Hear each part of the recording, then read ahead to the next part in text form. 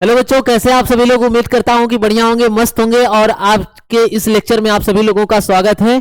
और जो लोग हमारे YouTube चैनल स्ट्रगल एकेडमी को सब्सक्राइब नहीं किए हैं वो जल्दी से इस चैनल को क्या कर दें, सब्सक्राइब कर दें बच्चों। और साथ में जुड़ जाइए पढ़ने के लिए, क्योंकि बोर्ड का एग्जाम काफी करीब है। ठीक है, तो आज मैं लेकर आ गया हूं लेक्चर नंबर 12, जिसके अंतर्गत हम पढ़ेंगे कि रेखीय आवर्धन क्या होता है। जैसा कि मैं आपको बता दूं कि पिछले लेक्चर में बच्चों हमने पढ़ा था गोली दर्पण का सूत्र। क्या पढ़ा था?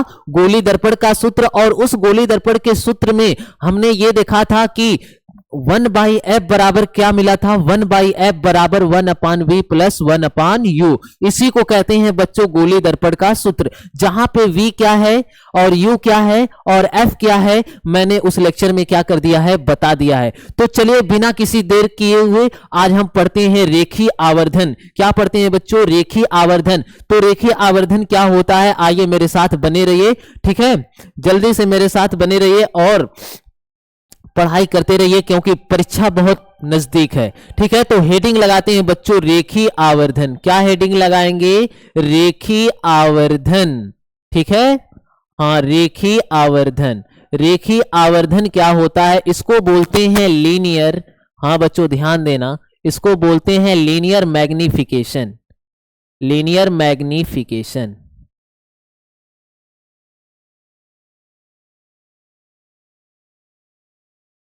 Linear magnification. ठीक, लीनियर मैग्निफिकेशन क्या होता है, आइए इसे देखते हैं। ठीक, तो समझिए पहले गोली दर्पण द्वारा बच्चों, हाँ गोली दर्पण द्वारा, गोली दर्पण द्वारा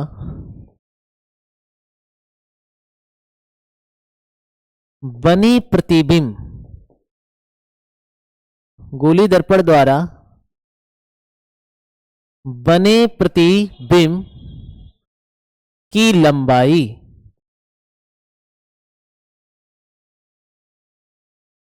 व वस्तु की लंबाई,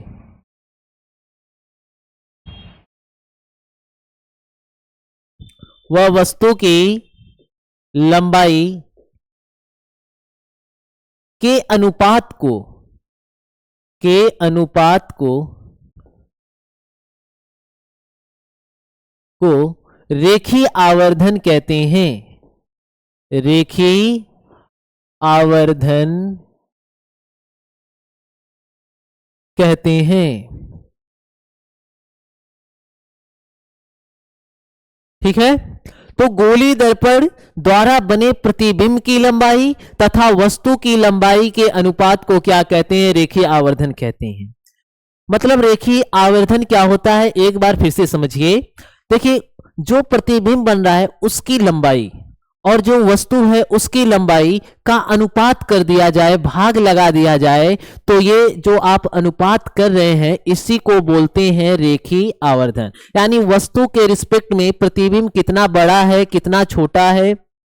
ठीक है, यही जो चीज है इसी को बोलते हैं क्या? रेखीय आवर्धन। उम्मीद है आपको समझ में आ गया होगा। ठीक है, एक चीज नोटिस करिएगा कि जो रेखीय आवर्धन होता है इसका रिप्रेजेंटेशन होता है स्मॉल m। यानी कि रेखीय आवर्धन को, रेखीय आवर्धन को, रेखीय आवर्धन को स्मॉल m द्वारा, किसके द्वारा? हाँ, स्मॉल m द्वारा प्रदर्शित करते हैं। स्मॉल m द्वारा बच्चों प्रदर्शित करते हैं। स्मॉल m के द्वारा प्रदर्शित करते हैं। क्या बात समझ में आ रही है? क्लियर है? कोई समस्या नहीं है? ठीक है, तो रेखीय आवर्धन को किसे प्रदर्शित करते हैं बच्चों?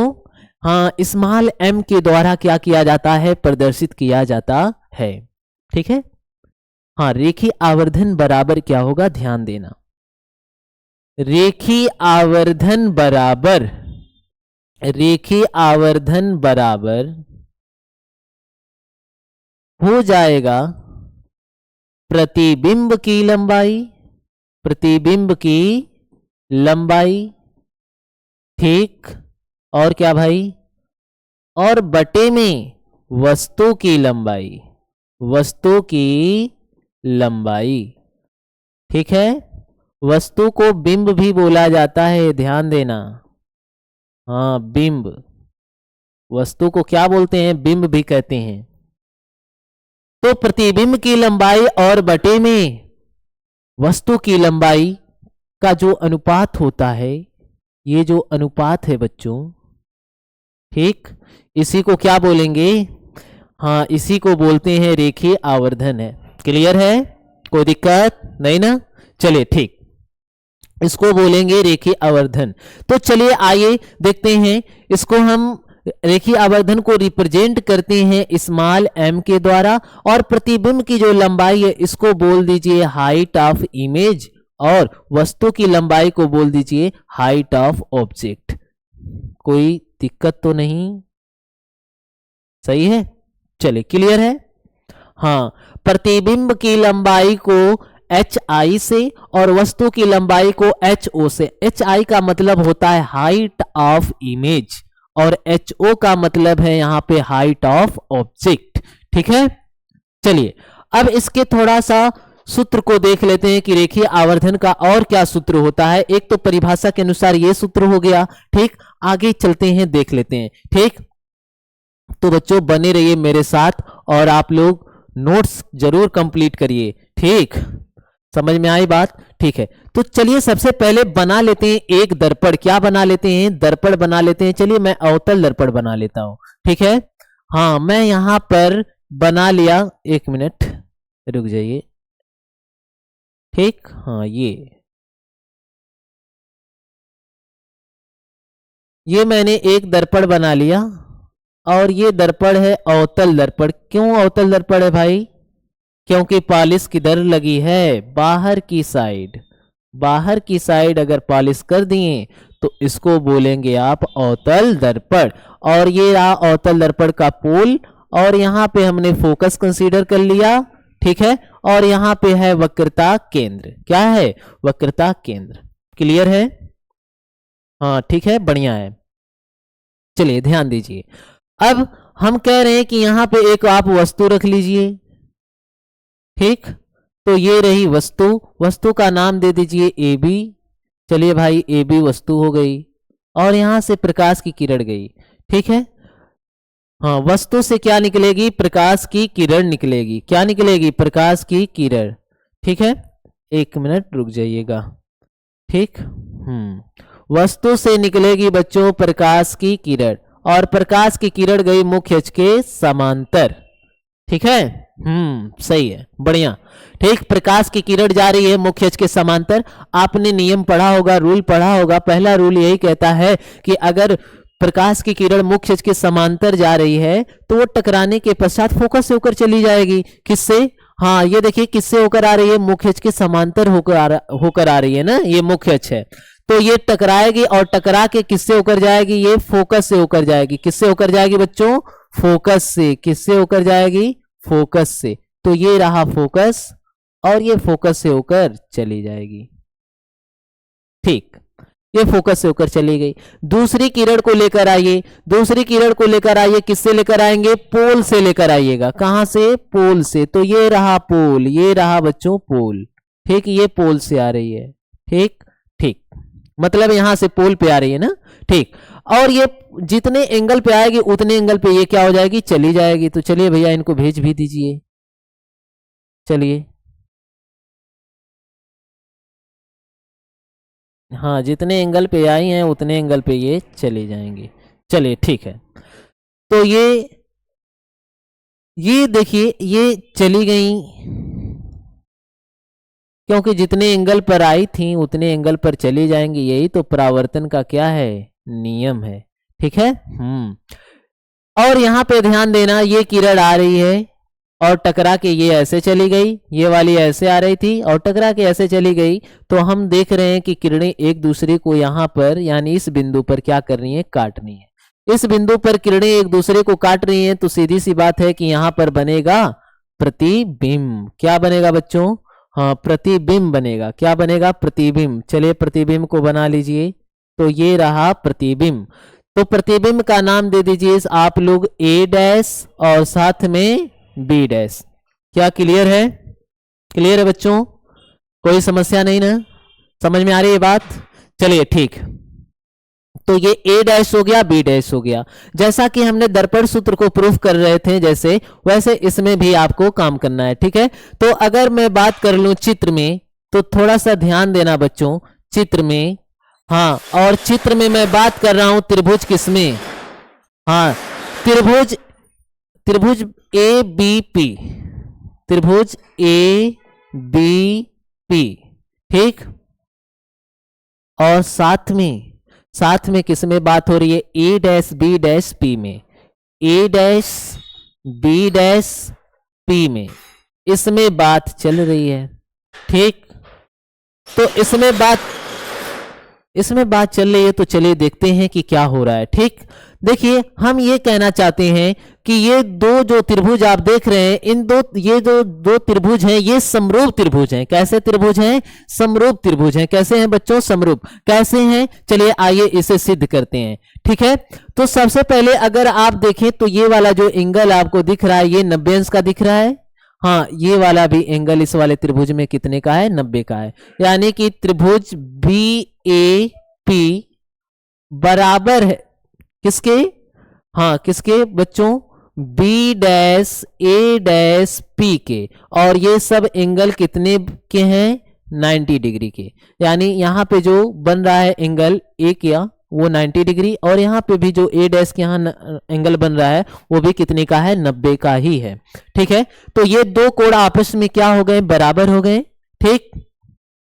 समझ में आई बात? क्लियर है, ठीक है। अब दूसरी बात ये देख लेना कि जो आप त्रिभुज देख रहे हैं, हाँ, ये वाला त्रिभुज, हाँ, इसमें ये पहला वाला त्रिभुज, इसमें हम कह रहे हैं कि ये वाला जो एंगल है थीटा है, ठीक। तो इसमें बी पी ए बराबर है किसके बराबर दिख रहा है? देखना, ए डैश पी बी डैश, ए डैश पी बी डैश के बराबर है। और किस नियम से? किस नियम से बच्चों? तो परावर्तन के नियम से। किस नियम से? परावर्तन। हाँ, ये परावर्तन का जो नियम है, इस नियम से क्या है? बराबर। परावर्तन के नियम से, ठीक है। तो जब अगर आप इतनी बात बोल दिए हैं तो कोई चिंता करने की बात नहीं है, ठीक है।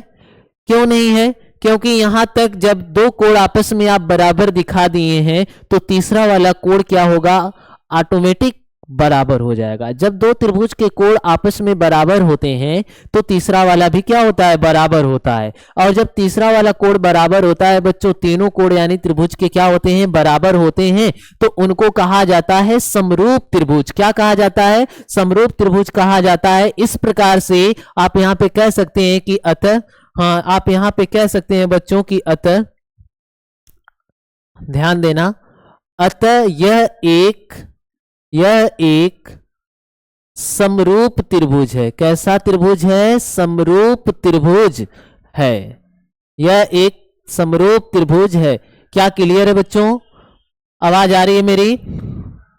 ठीक है, चलिए ठीक। तो ये कैसा त्रिभुज है बच्चों? समरूप त्रिभुज है। और समरूप त्रिभुज की खास बात ये होती है कि इनके संगत भुजाओं का जो अनुपात होता है बच्चों, इनके संगत भुजाओं का जो अनुपात होता है वो आपस में क्या होते हैं? बराबर होते हैं। संगत भुजा कौन सी होती है ये ध्यान दीजिए, ठीक। अब देखिए जैसे ए डैश बी डैश की जो संगत भुजा है वो कौन हो गई? ए बी हो गई। यानी कि ए डैश बी डैश की संगत भुजा कौन है? A B. जो एक जैसी दिखती हैं भुजाएं वो संगत भुजाएं होती हैं, ठीक है। और उसी तरीके से ए डैश पी की जो भुजा है उसकी संगत भुजा हो जाएगी ए पी हो जाएगी, ठीक है। तो कोई दिक्कत नहीं। तो समरूप ये त्रिभुज सिद्ध हो गया है। तो ये प्रॉपर्टी होती है त्रिभुज की, संगत भुजाओं का अनुपात आपस में बराबर होता है। वही काम करना है हमको। तो हम यहाँ पे दिखाएंगे वही बात कि ए डैश बी डैश और इसकी संगत भुजा हो गई ए बी, और इनका अनुपात बराबर हो जाएगा किसके? ए डैश पी के, ए डैश पी के, और किसके? ए पी के, ए पी। और इसको मैं बोल दूंगा क्या? समीकरण 1। इसको क्या बोला जाएगा? समीकरण 1 बोला जाएगा। कोई समस्या नहीं ना? ठीक है। अब थोड़ा सा नोटेशन की बात कर लेते हैं। हाँ चलिए भाई, नोटेशन क्या होता है ध्यान दे दीजिए इधर। ठीक, नोटेशन में अगर आप देखें तो देखिए ए डैश बी डैश है क्या, ए डैश बी डैश दरअसल ये प्रतिबिंब की लंबाई है, प्रतिबिंब की हाइट है। यही तो, इतना इतना ही बड़ा तो प्रतिबिंब बन रहा है। क्लियर है, सही बच्चों? ठीक, हाँ तो ये क्या है, ये ए डैश बी डैश प्रतिबिंब की हाइट है। ठीक, हाँ और ए बी क्या है, ये तो वस्तु रखी हुई है, ये क्या रखी हुई है, वस्तु रखी हुई है, तो वस्तु की हाइट हो गई। ठीक, हाँ ए बी वस्तु की हाइट हो गई। वस्तु की हाइट को किससे लिखते हैं, एच ओ से लिखते हैं, जैसा कि यहां पे मैं आपको दिखा रखा हूं। ठीक, एक मिनट, हाँ ये एच आई और ये एच ओ। ठीक, तो ये है प्रतिबिंब की हाइट और ये है वस्तु की हाइट यानी ऑब्जेक्ट की हाइट। क्लियर है? ठीक, सही है। चलिए, तो आप जो ए डैश बी डैश देख रहे हैं, आप इसको क्या बोलेंगे, इसको बोलेंगे हाइट ऑफ इमेज। क्या बोलेंगे, हाँ एच आई, क्या बोलेंगे, एच आई यानी प्रतिबिंब की लंबाई। किसकी लंबाई, प्रतिबिंब की लंबाई। ठीक, बहुत बढ़िया। अब यहां पे ए बी जो देख रहे हैं, ए बी क्या है, ये है हाइट ऑफ ऑब्जेक्ट यानी वस्तु की लंबाई। किसकी लंबाई, वस्तु की लंबाई। ठीक, चलिए क्लियर है। वस्तु की लंबाई, सही है।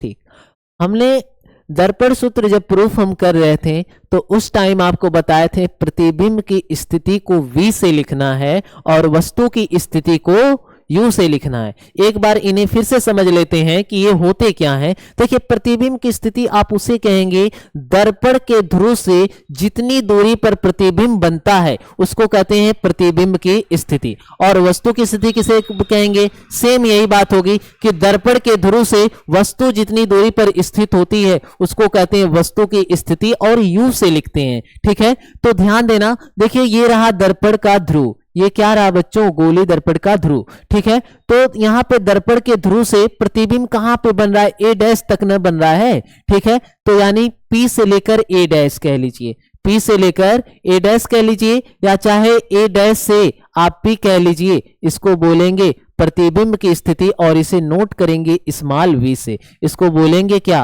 इसको बोलेंगे बच्चा प्रतिबिंब की स्थिति। इसको क्या बोलेंगे, प्रतिबिंब की स्थिति। क्लियर है? ठीक है, आवाज आ रही है सबको, बढ़िया। ठीक है, अब वहीं पे वस्तु की स्थिति को अभी बताया। देखिए, गोली दर्पण के ध्रुव से वस्तु कहां पे स्थित है, यहां पे ए पे स्थित है ना, यही तो वस्तु है। ये क्या है, वस्तु है बच्चों।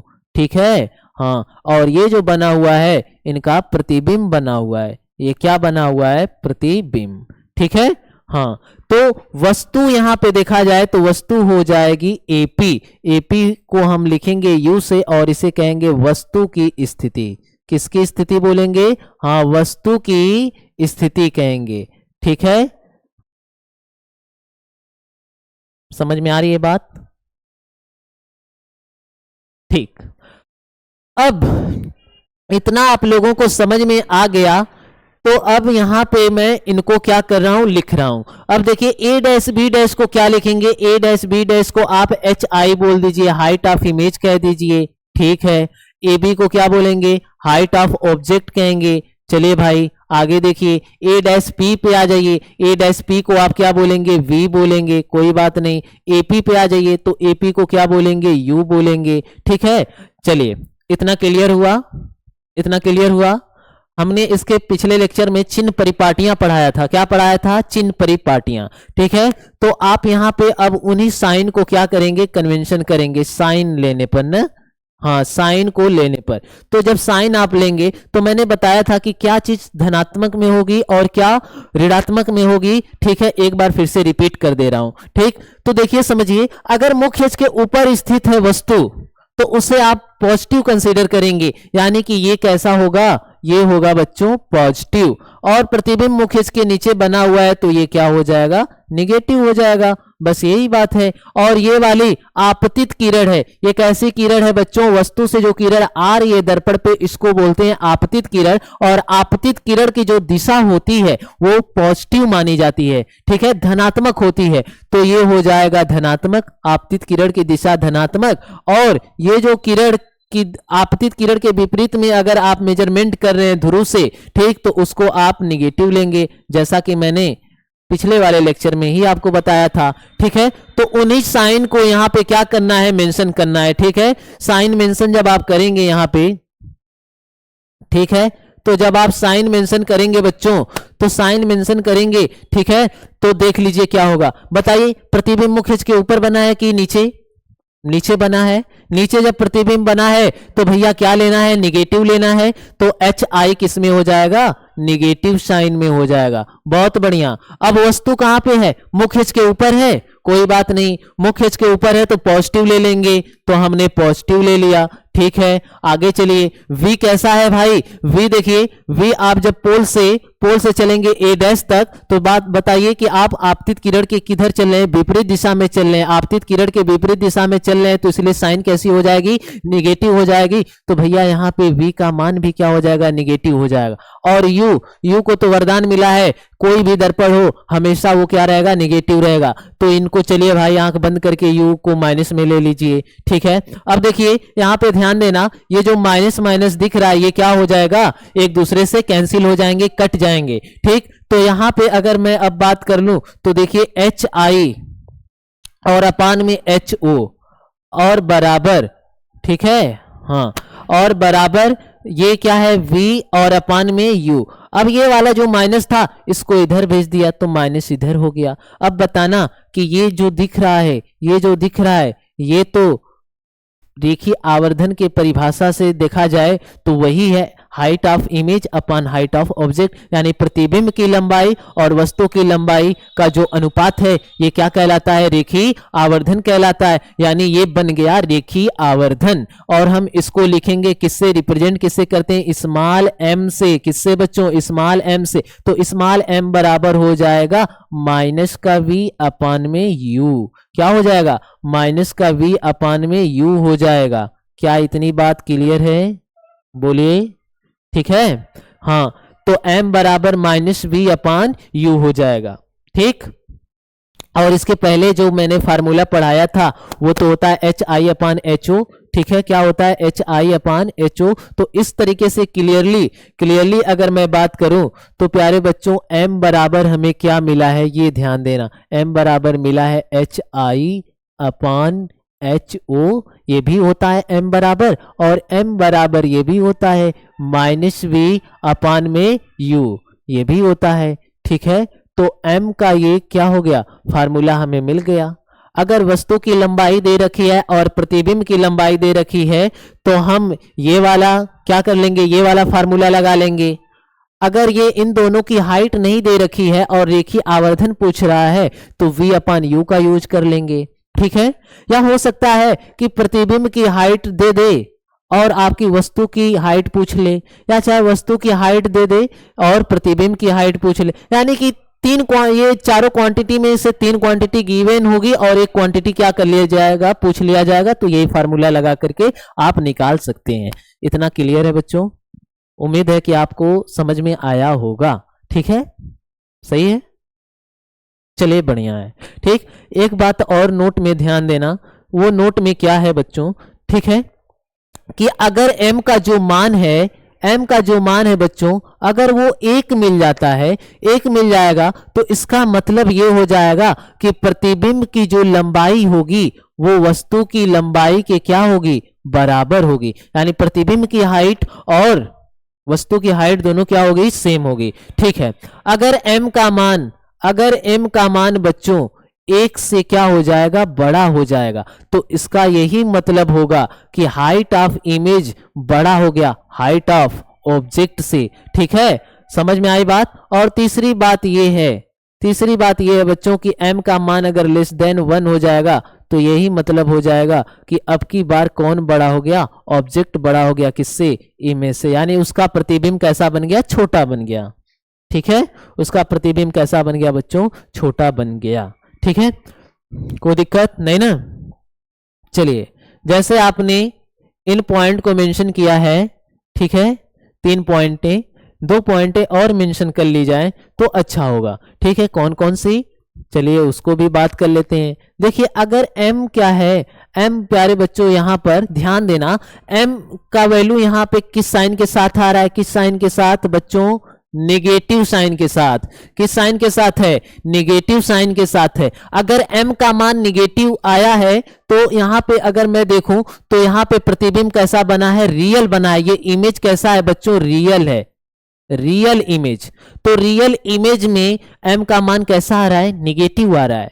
तो हाँ, अगर m का मान कैसा हो जाए, निगेटिव हो जाए, तो प्रतिबिंब समझ लीजिए, प्रतिबिंब समझ लीजिए कि कैसा है, रियल है। कैसा है बच्चों, रियल है।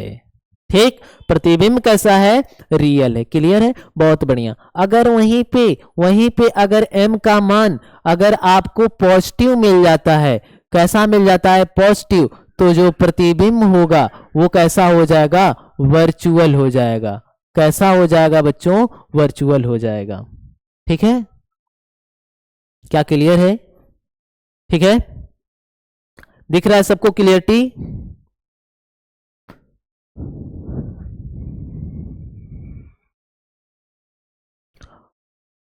बढ़िया है। ठीक है, तो प्यारे बच्चों आज के लिए धन्यवाद, इतना ही रहने देते हैं। ठीक है, और फिर मिलेंगे नेक्स्ट लेक्चर में। और यही बात चल रही थी मेरी इंडस्ट्री के लोगों से, बचे रहना बाबू सोना के धोखों से। ठीक है, धन्यवाद।